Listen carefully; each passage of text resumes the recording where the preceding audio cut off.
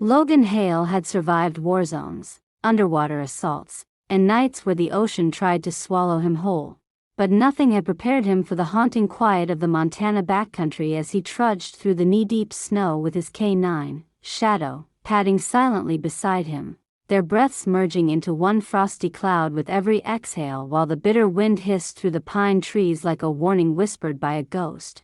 Just a week ago, Logan had bought what locals called the $10 cabin, an abandoned wreck tucked deep in the woods, a deal so suspiciously cheap even desperate men avoided it, and Logan had only taken it because he wanted a place where the world couldn't demand anything from him anymore, a place where his decorated years as a Navy SEAL wouldn't follow him, where he could let his nightmares loosen their grip, and where Shadow, the only partner who never left his side, could live out the rest of his days without the echo of gunfire.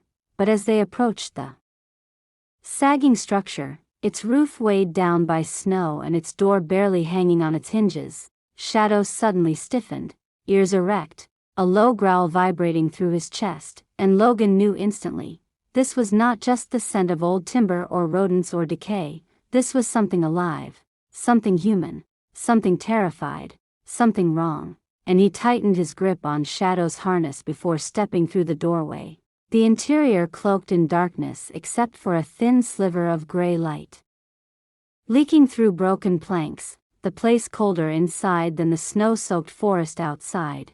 And then Logan saw it, a pair of boots dangling, gently swaying as if stirred by the wind, frost clinging to the laces, and Logan's instincts roared to life as he lunged forward, cutting the rope with his knife, catching the weight of the hanging figure as they crashed to the ground together, Shadow barking sharply as if urging the unconscious stranger to fight for life. Logan dragged the limp body toward the weak light, brushing snow off the man's uniform, and froze when he saw the insignia, not just any officer, but a federal one, a man with authority, a man who shouldn't be alone in a collapsing cabin miles from civilization, let alone hanging like a corpse waiting to be claimed by wolves or time. And Logan pressed his fingers against the man's neck, relieved to find a faint pulse stubbornly beating against the cold.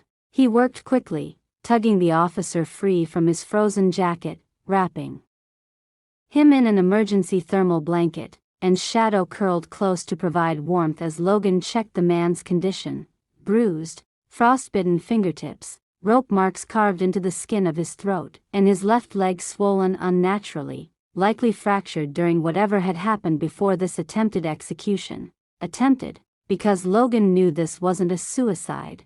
No rope was tied with such precision except by hands that wanted a man to die slowly, quietly, forgotten. After half an hour, the officer jolted awake, gasping like a drowning man breaking the surface, eyes darting wildly until they locked onto Logan's, and he rasped out a name, Hale.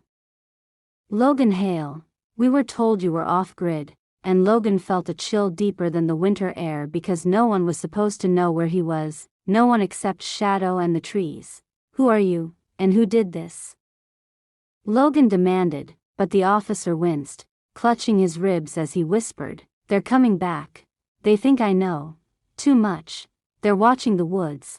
And before Logan could ask more, a distant crack echoed through the forest, not natural, sharp, purposeful, unmistakable, a rifle report slicing through the silence, and Shadow snapped to full alert, barking in the direction of the sound as Logan dragged the officer away from the doorway, adrenaline flooding his veins as instincts from a past he tried to bury reactivated in full force. Logan pulled his binoculars from his pack, scanning the tree line through the swirling snow until he spotted a flicker of movement, someone in white camo slipping between pines like a ghost, too deliberate to be a hunter and too prepared to be a random trespasser. And Logan realized immediately what the officer meant. Someone had tried to kill him. Someone who'd assumed the cold would finish what they'd started. And now that Logan had intervened, the killers weren't retreating. They were regrouping. Logan dragged furniture against the windows, creating makeshift cover while Shadow paced anxiously, growling at every rustle of branches outside. And the officer grabbed Logan's sleeve, whispering, "You shouldn't be involved. You were never supposed to see me." But Logan shook his head. his voice low and unyielding.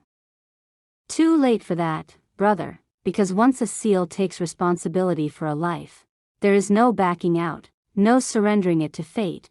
The officer's breathing grew ragged as he revealed fragments of truth.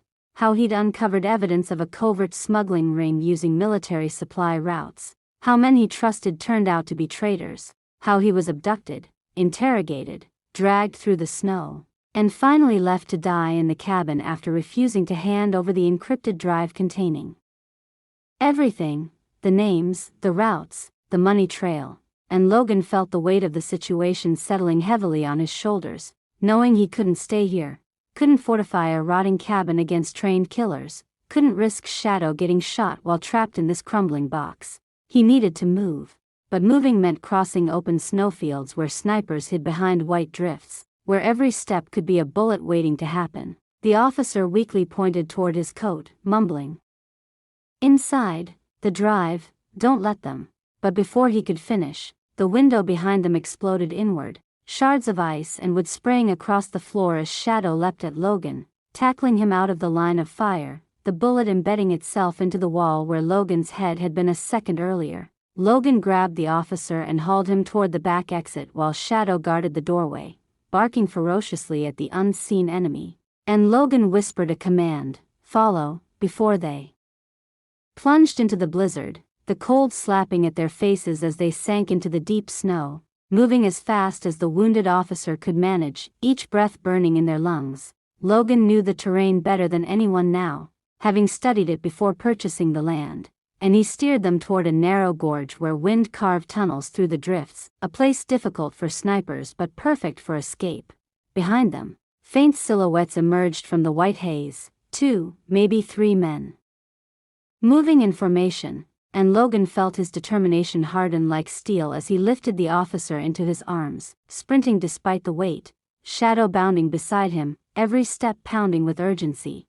They reached the gorge just as another shot cracked through the air, ricocheting off rocks, and Logan slid behind a large boulder, lowering the officer gently while Shadow pressed close, trembling not from fear but fierce readiness. Logan peeked out, gauging distance, movement, wind direction. And then he realized something strange.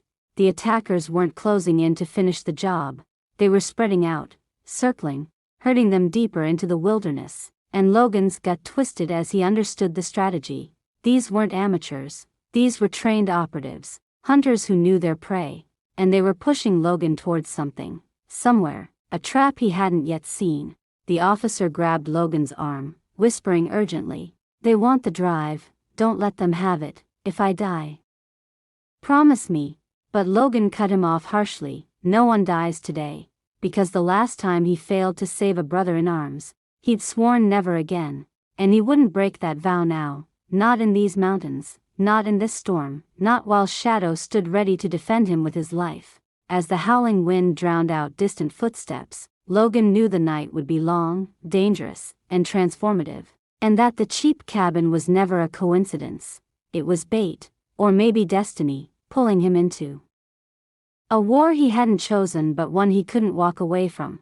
And as he tightened the straps of his pack, adjusted his grip on the officer, and whispered to Shadow, "Stay close." Logan Hale, the man who wanted to disappear from the world, was forced back into the role he'd spent years trying to escape: protector, warrior, and the only shield standing between justice and the men who thrived in darkness.